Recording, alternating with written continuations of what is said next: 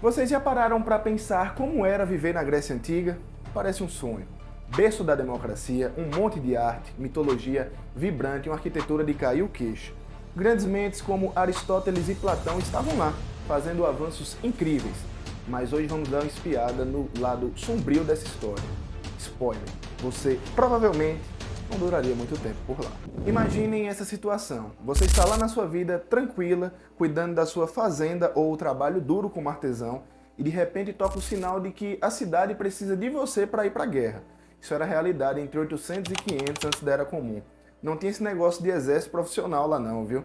Quem tinha que pegar em armas eram os cidadãos comuns. Naquela época, as cidades gregas como Atenas, Esparta, Corinto viviam brigando entre si. Não tinha muita paz. E o pior, que cada cidadão tinha que bancar ali seu próprio equipamento de guerra. Ou seja, se você fosse pobre, era praticamente um alvo fácil. Muitos iam para a batalha com pouca ou nenhuma proteção.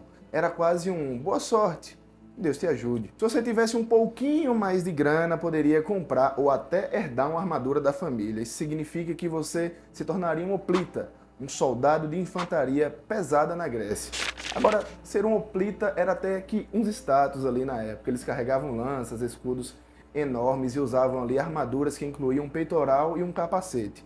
Mas mesmo assim, não pense que a vida era uma moleza. As batalhas eram brutais e o risco de não voltar para casa era altíssimo. E as guerras não aconteciam o ano todo. Elas eram agendadas para o verão porque ninguém queria perder a colheita. Então lá ia você passar uns meses lutando e, se sobrevivesse, voltava para cuidar de sua fazenda. Um verdadeiro vai e vem entre a vida de um guerreiro e um agricultor. Lá por volta de 500 antes da Era Comum, os gregos começaram a contratar mercenários estrangeiros. Por quê? Porque era mais fácil pagar para alguém lutar do que arriscar ali a vida dos seus próprios cidadãos. Esses mercenários vinham de várias partes, prontos para lutar por quem pagasse mais. Isso meio que profissionalizou a guerra, mas também trouxe um monte de problemas como lealdade duvidosa e muitas vezes muito mais violência. E vamos combinar, o negócio era bem cruel, a vida de um soldado grego era muito arriscada e muito diferente do glamour que a gente às vezes imagina. Entre uma batalha e outra não tinha sequer um descanso, só preparação para a próxima guerra. Isso sem falar nos traumas que aqueles soldados e todas aquelas pessoas deveriam carregar para o resto de suas vidas. Agora imagine só que você esteja andando pelo mercado de Atenas no século VII e vê um repolho dando sopa. Você deve imaginar, só um repolhinho eu vou roubar. Mas é aí que você se engana. Naquela época, roubar um repolho poderia lhe custar a vida. Eu sei, parece exagero, mas é verdade. Tudo isso graças às leis draconianas instituídas em 621.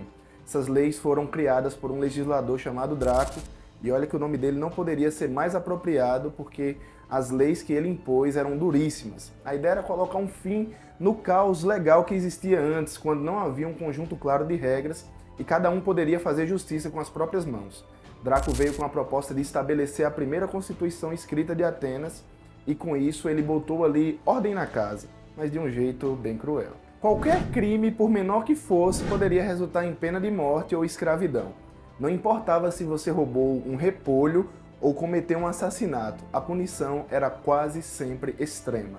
Esse sistema ali acabou favorecendo a aristocracia que usava as leis para manter o controle sobre o povo. Imagina só viver num lugar onde um simples deslize lhe levaria à morte ou lhe transformaria em um escravo. Falando em escravidão, a situação era triste. Em Atenas, entre os séculos 4 e 5, tinha de 60 a 80 mil escravos, mais da metade da população. Antes das leis de Draco, a justiça era uma bagunça. Era baseada em leis orais, passadas ali de boca em boca, sem ter nada escrito. Então, se alguém cometesse um crime contra você, era responsabilidade sua buscar vingança ou compensação. Isso gerava rixas que podiam durar ali gerações. Com Draco, até que esse sistema ganhou um pouco mais de ordem, mas teve que pagar um precinho, né? Já a aristocracia aproveitava dessas leis para oprimir mais ainda o povo. Se você era pobre, praticamente não tinha defesa. Já os ricos poderiam manipular situações ao seu favor. As leis eram tão severas como a própria palavra draconiano virou sinônimo de algo extremamente rígido e cruel. Não demorou muito ali para o povo começar a perceber que essas leis eram injustas demais. Por volta de 594, menos de 30 anos depois dessas leis serem implantadas, um legislador chamado Solo veio para dar uma amenizada na situação. Ele revogou muitas das leis draconianas e criou um conjunto de regras brandas. Solon foi um dos primeiros a tentar equilibrar a balança entre ricos e pobres, abolindo de vez a escravidão por dívidas e reduzindo as penas para crimes menores. Durante a Guerra do Peloponeso, por volta de 430, Atenas estava em guerra com Esparta e, como se isso não fosse ruim o suficiente, um surto misterioso começou ali a se espalhar pela cidade. Foi um verdadeiro caos. Febre alta, olhos inflamados, sangramento pela boca e insuficiência respiratória eram apenas alguns dos sintomas. Esse surto foi tão devastador que matou mais de um terço da população ateniense. Ninguém sabia exatamente o que estava causando essa doença mortal e alguns historiadores modernos especulam que poderia ter sido tifo, gripe, sarampo ou até mesmo ebola. Mas o fato é que na época ninguém ali tinha uma ideia do que estava acontecendo. A vida já era muito difícil, mas para as mulheres a situação era ainda pior.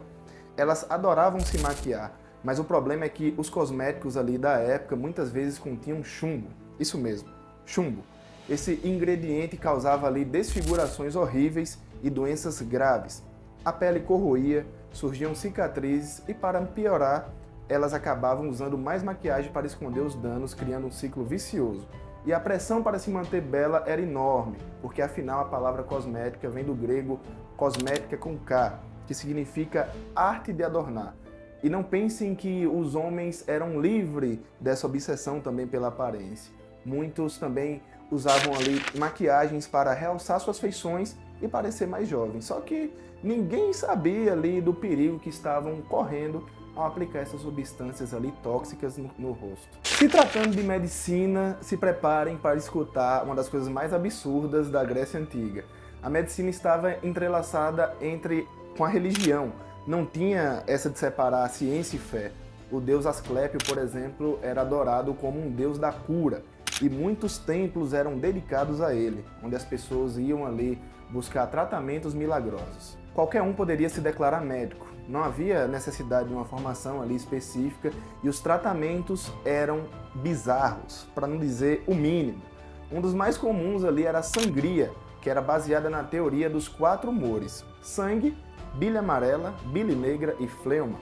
Acreditava-se que a saúde dependia de um equilíbrio desses humores, que loucura. Se você estivesse doente, provavelmente algum desses humores estava fora de equilíbrio. E a solução? Sangrar você até que seu corpo ficasse equilibrado. Esse método, além de ineficaz, muitas vezes piorava a condição do paciente. A prática da sangria continuou por séculos, até que, finalmente desacreditada com o advento da teoria dos germes no século XIX. Até lá, a medicina era mais um ato de fé do que de ciência, e acredite, se você estivesse doente naquela época, sua melhor esperança seria rezar aí para os deuses gregos, como Zeus, Atenas, enfim. Então, da próxima vez que você pegar um resfriado ou tiver aí uma dorzinha de cabeça que a gente reclama, lembre-se de como a medicina ela evoluiu. Na Grécia Antiga, você estaria na mão de médicos que acreditavam em tratamentos que hoje nos parecem aí absurdos. A vida era realmente uma luta diária e a sobrevivência, muitas vezes, dependia mais da sorte do que qualquer outra coisa. Pessoal, apesar de todas as conquistas incríveis da Grécia Antiga, viver lá, você viu que não era fácil. A realidade era uma mistura intensa de guerras, leis extremamente severas, escravidão desenfreada, condições de saúde precárias. A gente pode até admirar as grandes mentes ali que passaram por lá e os feitos artísticos e filosóficos, mas é um alívio saber que nascemos em uma época com um pouco mais de conforto e direitos. Mas o bom disso é que torna a história ainda mais fascinante. Ela nos mostra o quanto evoluímos e como a humanidade foi moldada por desafios imensos. Então aproveitem, esse é o nosso presente cheio de oportunidades, mas nunca esqueçam de olhar o passado e aprender com ele. E você? Você sobreviveria à Grécia Antiga? Deixa aqui nos comentários, seja sincero. Lógico, eu vou ficando por aqui e, claro, eu postei esse conteúdo porque achei interessante. Até a próxima.